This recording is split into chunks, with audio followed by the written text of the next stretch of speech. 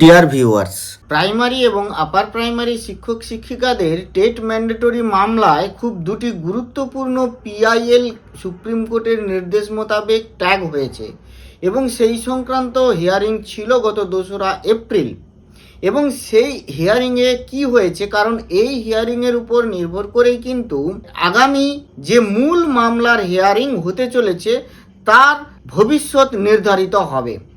কারণ এই দুটি মামলা এবং এর সাথে আরও কতগুলি মামলা আছে, যদিও তাদের মধ্যে কিছু আছে আবার নন মাইনরিটির সংক্রান্ত আর কিছু আছে মাইনরিটি সংক্রান্ত। তো এই যে পিআইএল দুটি মামলা, যে দুটি মামলার হিয়ারিং হলো গত 2রা এপ্রিল রেজিস্ট্রার কোর্টে, সেই মামলার স্ট্রেংথই বলে দেবে আগামী যে মূল মামলা হিয়ারিং হতে যাচ্ছে, যেগুলো একসাথে নিয়ে সমস্ত রিভিউ পিটিশনগুলোকে নিয়েও যে মামলাটি শুনানি কিন্তু হতে যাচ্ছে, সেটা কিভাবে হবে, কতটা যুক্তিপূর্ণ হবে এবং কোর্ট কতটা কথা শুনবে। এই যে দুটি মামলার কথা বলছি দেখুন, সেই দুটি মামলার কেস নম্বর হচ্ছে, সবগুলি রিট পিটিশন এবং পিআইএল মামলা, সেটি হচ্ছে 1125/2025, আরেকটি হচ্ছে 1248/2025। এগুলি সব এই দুটি মামলা কিন্তু অ্যাকসেপ্টেড হয়েছে এবং মূল মামলার সাথে ট্যাগ করতে বলা হয়েছিল, সেই নির্দেশ অনুযায়ী ট্যাগ করা হয়েছে এবং তাদেরই কিছু কাগজপত্র সংক্রান্ত অর্থাৎ প্রসিডিউরাল সিস্টেম সম্পর্কে কিছু হিয়ারিং হয়েছে রেজিস্ট্রার কোর্টে। কারণ এইটি কমপ্লিট হয়ে গেলে তবেই কিন্তু যাবে মূল মামলার হিয়ারিংয়ে জাজেসরা এই হিয়ারিংটা শুনবেন। তো সমস্যা কোথায়? কিছু সার্ভিস এবং কমপ্লায়েন্স সংক্রান্ত সমস্যা যেটা হয়েছিল, যেটা অফিস রিপোর্টেও ধরা পড়েছে, সেটি হচ্ছে যে এনসিটিকে নোটিশ কিন্তু সার্ভ করা যায়নি, এনসিটি নোটিশ পায়নি। সেটা আমরা একটু সার্ভিস রিপোর্টটা দেখে নিই। এটা হচ্ছে অফিস রিপোর্ট। এই অফিস রিপোর্টে দেখুন, এখানে 3টে রেসপন্ডেন্ট ছিল। রেসপন্ডেন্ট 1 হচ্ছে ইউনিয়ন অফ ইন্ডিয়া, রেসপন্ডেন্ট 2 হচ্ছে এনসিটি, আর রেসপন্ডেন্ট 3 হচ্ছে স্টেট অফ মহারাষ্ট্র। এই রেসপন্ডেন্ট এটা যথার্থই রাখা হয়েছে রেসপন্ডেন্টদেরকে, খুব গুরুত্বপূর্ণ। সেখানে এই যে রেসপন্ডেন্ট 1 আর রেসপন্ডেন্ট 3 তাদেরকে নোটিশ ইস্যু করা হয়েছে এবং নোটিশ সার্ভও করা হয়ে গেছে। এদের স্ট্যাটাস কিন্তু কমপ্লিট দেখাচ্ছে। কিভাবে নোটিশ ইস্যু সার্ভ হয়েছে সেগুলি থ্রু স্পিড পোস্ট। কিন্তু একমাত্র রেসপন্ডেন্ট 2 এনসিটি জানা যাচ্ছে তাদের নাকি অফিস শিফট হয়েছে, তো তাদেরকে নোটিশ ইস্যু করা হয়েছিল কিন্তু সার্ভ হয়নি।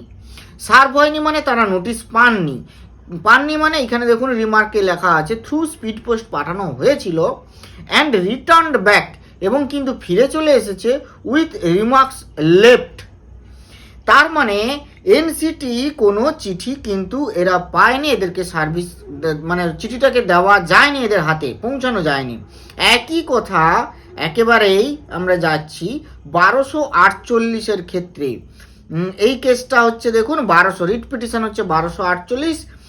একই কথা বলেছে, শুধু ডেটটা হেরফের আছে, ডেটটা আলাদা। এখানে 17 ডিসেম্বর, ওটি হচ্ছে আপনার 27 ডিসেম্বর। তো আর বাদ বাকি কিন্তু সব ঠিক আছে, অর্থাৎ এনসিটি কিন্তু পায়নি, কোনো চিঠি পায়নি। এবং এখানে কিন্তু একটু কারণটা আলাদা লেখা আছে দেখুন, returned back with remarks department has been shifted, ডিপার্টমেন্টটা শিফটেড হয়েছে। তো যাই হোক, এরপরে যে কাজটি হওয়ার কথা ছিল সেই কাজটিও পেন্ডিং পড়ে আছে। সেটা কি না, কাউন্টার এফিডেভিট ফাইল করার কথা ছিল, যেটি কিন্তু খুবই পেন্ডিং হয়ে আছে। রিজয়েন্ডার এফিডেভিট সেটা তো পরের ব্যাপার, কিন্তু কাউন্টার এফিডেভিটও জমা পড়েনি। এবার তাহলে ওই দিন হিয়ারিংয়ে কি হলো এই ব্যাপারগুলো নিয়ে? এখানে যেটা বলা হলো যে দেখুন, এটা হচ্ছে সেই হিয়ারিংয়ের অর্ডার কপি, যেখানে এইখানে 1125 এখানে একেবারে স্পষ্ট উল্লেখ করা হয়েছে অনলি রিট পিটিশনস নম্বরস এই 1125 এবং 1248 আর লিস্টেড উইথ এতো। তাহলে এই হিয়ারিংগুলোই হয়েছে এবং সেখানে কি অর্ডার হয়েছে দেখুন, service was complete on respondent number 1। সার্ভিসটা রেসপন্ডেন্ট নাম্বার 1-এর জন্য কমপ্লিট হয়ে গেছিল 27/12/2025। এটি কার কথা বলা হচ্ছে?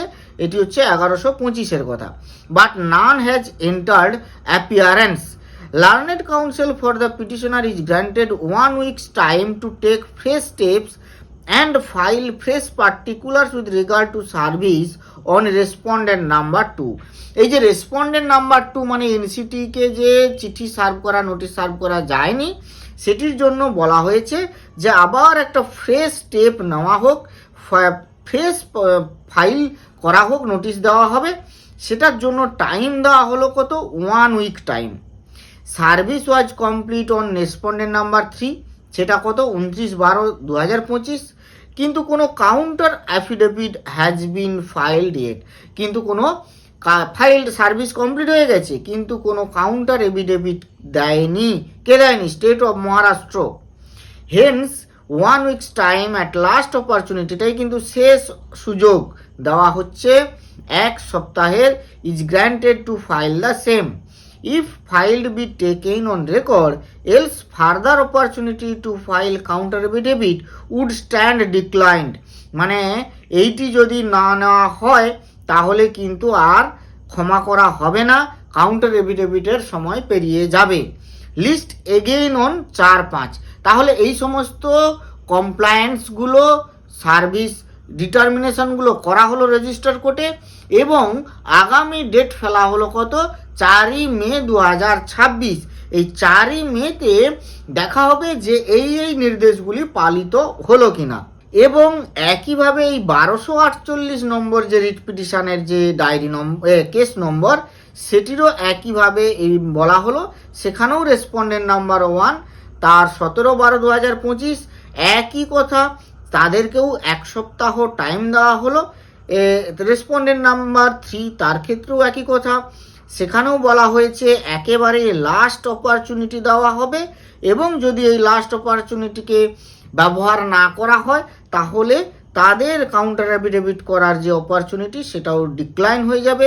এবং এটি আবার লিস্ট করা হলো কত, 4ই মে। তার মানে আগামী 4ই মে এইটি আবার কিন্তু লিস্টিংয়ে আপনারা দেখতে পাবেন এবং একটা হিয়ারিং হবে। এবং সেখানে কি ফ্রুটফুল কোনো মানে হিয়ারিংটা হবে বলতে এই সার্ভিস কমপ্লেন্স নিয়েই সম্ভবত হিয়ারিং হবে, এমনটা নয় যে এটা জাজেসদের বেঞ্চে চলে যাবে। তো জাজেসদের বেঞ্চে যেতে মনে হয় আরও কিছুটা সময় লাগবে, কারণ রিভিউ পিটিশন কিন্তু এখনও জমা পড়েছে। এই রিভিউ পিটিশন মানে গত 3রা এপ্রিল 3/4/2026-এও একটি রিভিউ পিটিশন জমা পড়েছে, সেটি আমি দেখাচ্ছি। এই দেখুন, এই হচ্ছে আমাদের মূল কেস, যার মূল কেস নাম্বার হচ্ছে যে 36466/2018। সেটি হচ্ছে লাস্ট যে মামলা, সেটি হচ্ছে এই 218 এই যে রিভিউ, এটি রিভিউ পিটিশন। এই রিভিউ পিটিশনটি, এইখানে আসি, এই রিভিউ পিটিশনটি ফাইল্ড হয়েছে 3/4/2026। তাহলে ফাইল করেছে কে? জগদীশ যাদব। তাহলে আমরা একটা জিনিস তাহলে বুঝতে পারছি যে রিভিউ পিটিশন কিন্তু এখনও চলছে, রিভিউ পিটিশন এখনও অ্যাকসেপ্ট হচ্ছে। তাহলে এগুলো সব রিভিউ পিটিশন আবারও 90 দিন পাবে। অতএব এমনটা নয় যে এই সমস্ত রিভিউ পিটিশনগুলোর কাজকর্ম নিয়ে হিয়ারিংটা শুরু হয়ে যাবে জাজেসদের বেঞ্চ, এমনটা হবে বলে মনে হয় না। যাই হোক, এই দুটি যে পিআইএল ম্যাটার ছিল, এই দুটি পিআইএলের মনে হচ্ছে খুব প্রবাবলি 4ই মে দুটি পিআইএল নিয়ে হবে, হয়তো 4ই মে আবার হিয়ারিং হবে এবং সেখানে দেখা হবে যেই নোটিশটা সার্ভ করা হলো কিনা, তার রিপ্লাই কোনো এলো কিনা, কাউন্টার এফিডেভিট ফাইল হলো কিনা, সমস্ত কিছু কাগজপত্র সংক্রান্ত যা কিছু সমস্যা ক্লিয়ার হয়ে গেলে এটি কিন্তু লিস্টেড হয়ে যাবে খুব সম্ভবত জাজেসদের বেঞ্চে। যাই হোক, আজ এই পর্যন্ত। ভালো থাকবেন, সুস্থ থাকবেন, ধন্যবাদ।